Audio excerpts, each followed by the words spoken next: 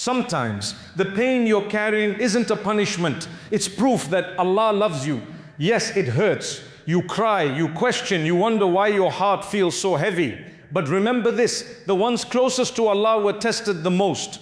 Prophet Ayub lost everything. Prophet Yusuf was betrayed, and Prophet Muhammad sallallahu alaihi wasallam faced rejection, loss and pain. Yet through it all they said, Alhamdulillah, your test is not to break you, it's to build you. It's Allah shaping your soul, polishing your heart and preparing you for something far greater than you can imagine.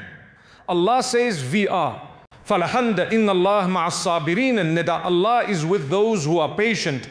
So don't give up when it gets hard. Your tears are seen, your patience is rewarded. Your test is a sign not that Allah has left you, but that He's drawing you closer. Share this reminder because someone needs to know that their pain is not a curse, it's a calling.